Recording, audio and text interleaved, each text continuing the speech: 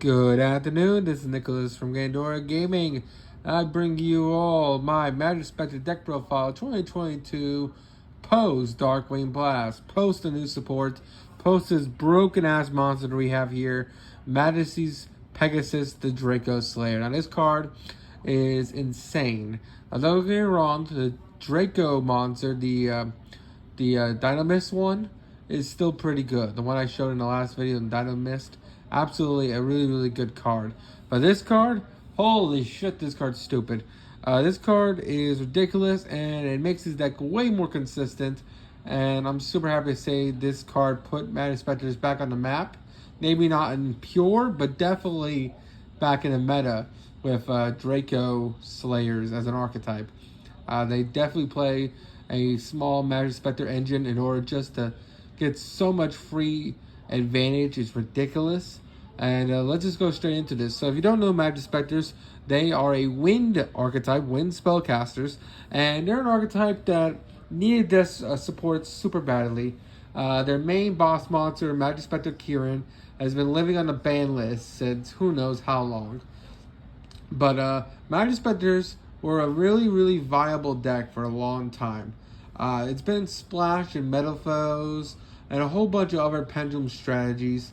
Not to mention, it's just a really good deck and just good cards in general. All of them revolve around not being destroyed by battle or card effects. That's their whole gimmick. And they all search things on summon, which is insane. The only issue with them, their scales are pretty low. And because of the new pendulums and how they work, spamming them onto the field is a lot harder nowadays than it used to be.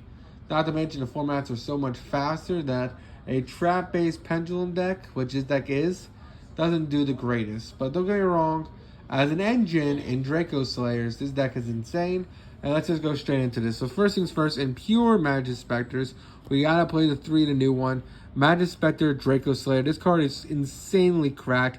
This card, if you don't know, is a retrain, or at least a new version of the true Draco monsters. So if you don't know, the lore with the true Dracos, the Draco Slayers, the Draco Pals, is kind of interesting. And I guess these guys are the new versions of them, the pendulum versions of those Draco monsters, which is really cool. Last time we looked at igknights Draco version. This is Majesty Pegasus Draco version. And this card is insane. This card, if a Draco Slayer or Majespecter card is in your other pendulum scale, you can add one Draco Slayer pendulum monster with a different original name that this card from your deck to your hand. So it just adds in the pendulum scale, which is insane. Of course, then you're going to destroy one card in your pendulum zone, but that doesn't really matter because a lot of your stuff wants to be destroyed. Because if you destroy it, that means you get to put a new scale down. It also means that you can pendulum summon whatever you destroyed, which is pretty solid. But that's not the part that matters. The part that does matter is when this card is pendulum summoned, any means to special summon off the effect of either a Draco Slayer or a pendulum summon, because this card says, if this card is special summoned by a Draco Slayer card or pendulum summon, add one field spell from your deck to hand, then discard one card. This card is stupidly good. Of course, you can only do it once per turn, but that doesn't matter. This card searches any field spell in the game. This card is splashable in so many decks that play like this really cool Draco engine. There's an ABC Draco deck running around. There's Invoked, of course. And of course, in this deck, we're searching our field spell when it comes to the Majespecters, which is very important. So this is a 3 of absolutely mandatory card to play in the deck, and we'll go on to the other cards. We are playing 3 Luster Pendulum. Luster Pendulum was always the tech card for this deck. It's a level 5 scale. That's the reason why we're playing it. Also, it has a really good scale effect where basically, if this card is in the other pendulum zone, you can destroy that card, and if you do, add that card with the same name, basically allowing you to add whatever you destroy, which allows you to not only have one in your extra deck in order to then special summon that one, but also gives you another free scale. Plus, it's a 5, not a bad card in general. We're also playing now for our Majespecters. We're playing 3 Toad. Toad is amazing. Now, all the Majespecters, besides her, of course, don't have a pendulum effect. They're actually normal monsters. Now, these guys are kind of the inverse when it comes to ingisters, or not ingisters, my apologies, ingisters. Yeah, there's a lot of ingister archetypes, but ingisters are the opposite, or metaphors. That's another good example. Both ingisters and metaphors are both normal monsters with pendulum scale effects. Well, Majespecters are the opposite. They have no pendulum effects, but they have monster effects, and that's what kind of balances them out. What also balances them out is that they're weenies.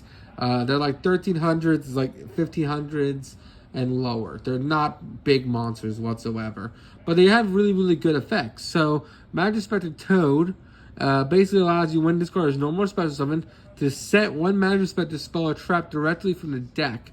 But of course, you can't activate it a turn, and you only use this effect once per turn. Also, they all have the continuous effect, where they can't be targeted or destroyed by opponent's card effects. Now, imagine if these guys were big. These guys are basically Cosmo Dark Destroyers, but on little monsters. And that's the reason why it kind of sucks. But that doesn't really matter because, again, they are just really, really good cards because you just summon them. And they're always a +1 because when you summon them, they add you a card, which is great. Another card, Foxy. This card is fantastic for the deck. This card, when it's normal or special summon, allows you to then add a Majespecter trap for your deck to hand, which is really, really insane for a deck. Not to mention, like I said, it's a 1500 that can't be targeted or destroyed by card effects. This guy is just insanely good for the archetype. Not to mention he's a 2 scale. As you notice, we have a 5 in Toad and 2 in the Majespecter Fox. So really, really good. Now, the one that's mostly splashable is Majespecter Raccoon. This is the one that's been seeing a shit ton of play in all formats that Majespecter has ever been in. This card, when this card is normal special summon, adds a Majespecter card from your deck to hand. It adds the monster, which is really, really good, meaning if you pop this card or just summon it any means, you can add her to hand, and then when she's summoned, add yourself a field spell to hand. Really, really insane. Really, really great card in general. It's also a 5 skill. It's also a level 3. Basically allowing us to have rank 3 plays, which is also really, really sick. Not to mention, because we do have the level 4 over here, we do have access to tuners, which is also really, really swell. We can make some 7s. We can make some 8s. We can make a whole bunch of things. So that's really, really swell as well. And for our last Majespecter that we play, we're playing 3 of the Cat. Cat's the worst one. I guess technically Raven's the worst one because that one adds a spell. But we're not playing Raven because we're not really playing any of the spells. Now, if Raven search the field spell, we could play it. But we don't. It doesn't. That's why they had to print this card to search field spells. Because the one spell searcher didn't actually search. It only searched normal or quick play Majespecter spells, not actually field spells, which fucking sucks. But who cares? Majespecter Cat is really, really good. It adds any Majespecter card, but during the end phase, which really sucks. Not to mention it's only 100 attack, so all the Majespecters are very, very weenies. But it's still a really, really good card in general as a defense. Not to mention, it's just not bad cards in general. So that is it for the Majespecter monsters. Now it's time to talk about our other one tech of card for our final monster. We are still playing 3 Shambell the Star Bounder. Now this card came out like a year or 2 ago, maybe it's either 2020 or older, or newer, my apologies. I forgot when this set card came out, but basically I remember when this card was revealed, everyone was like, ooh, this is like interesting Majespecter support. And I'll go into the reasons why. For one, it's a level 7 scale wind monster. That's a spellcaster. Meaning it could be special summon off ties to the Reverend, which is really, really good. Also, if you have a pendulum monster with the same level as this card in the pendulum zone, you destroy this card, and if you do, add special summon this card. So basically what this card is saying is that you can put this card in its pendulum scale with another monster with the same level as that monster, and if you do, destroy this card, and if you do, destroy the other card, and it's special summon this one. So this is a free level 3 extender, which is pretty solid. It also has the effect that if this card is special summoned, which of course its pendulum set allows it to be special summoned, you can then special summon one monster from your hand with the same level as this card. Pretty interesting. This card is pretty interesting. I really like it, and that is why it's a number 3 of in a deck. Just because it's a level 3 wind or spellcaster with a scale 7, which is pretty solid. Now let's talk about our spell cards.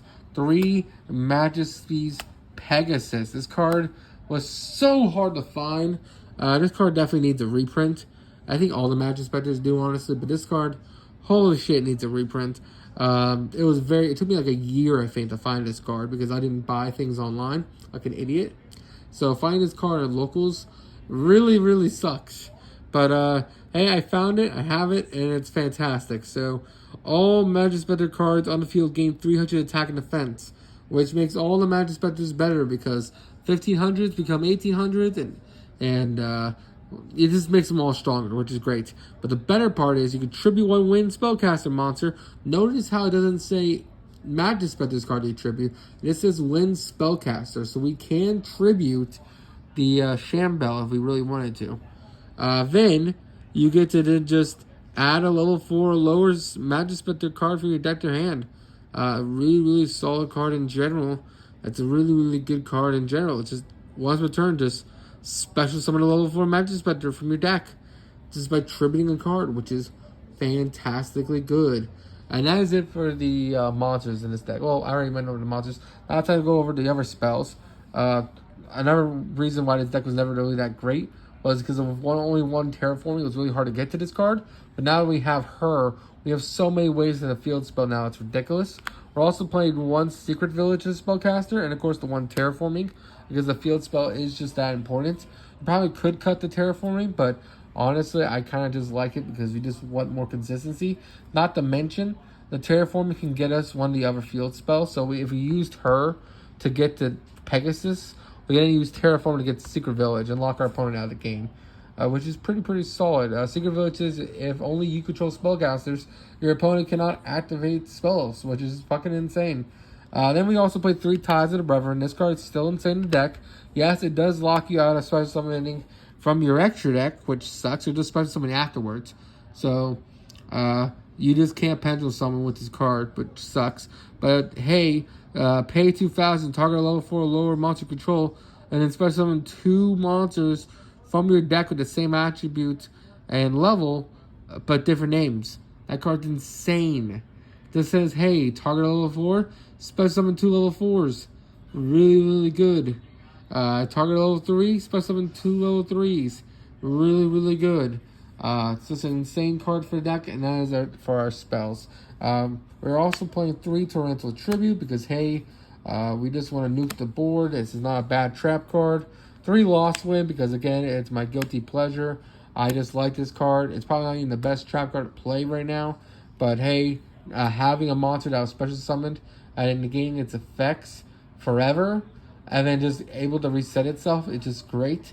And then we're finally playing 3 Majespecter's Tornado because this card just says tribute a Majespecter. Oh, technically it just says tribute a win spellcaster monster, target 1 opponent's monster and banish it. It does target banish, but still really great card.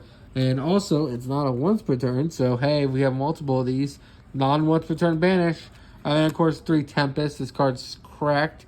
When your opponent would special summon a monster or activate the effect, just tribute 1 win monster, negate the special summon or the activation. If you destroy it, Solemn Warning on legs, does not pay life points, not once per turn. Alright, so now it's time to go over the extra deck. So I'm starting off with the fusions and synchros, and then just going to move on to XYZs because there's I believe there's 11 XYZs, and there's 2 fusions and 2 synchros. So we'll just go straight into this. So first things first, we are playing 2 Dynamist Power, the Mighty Draco Slayer. This card is really solid. All he requires is 1 Draco Slayer Pendulum Monster and 1 Pendulum Monster. You do kind of contact views into him. Basically, you must be special by your extra deck by tributing the above card. So a Draco Slayer Pendulum Monster and a Pendulum Monster, which we are playing 6 Draco Slayers in the form of our 2 ofs. Well, they're 3 elves, of course, but they're 2 of each of those Draco Slayer monsters, and then any pendulum makes him. And then basically, what we're allowed to do is that pendulum summon monsters, pendulum monsters cards in their main monster zone and pendulum zones can't be destroyed by battle or card effects. which is already great because all our monsters already can't be destroyed by battle or card effects, but it gives it to every monster, which is pretty solid. And then once a turn, you can special summon one Draco Slayer Pendulum monster from your hand or graveyard, which is pretty solid and can't be used as fusion material, which is fine. This card is insanely good. It's just a 2800 beat, 2000 beat stick, honestly. But it's just good. It's better than the combo versions of these decks. Once we get into Thursday and we talk about it comboing off like to infinity, we'll get into why this card's insane. We're also playing two Ignister Prominence, the Battling Draco Slayer. Now this card's actually the insane one. All it requires is one tuner plus one non-tuner pendulum monsters. Luckily, our Draco Slayer is a tuner, so we can make him 4 plus 4 equals 8, and that allows us to make this guy.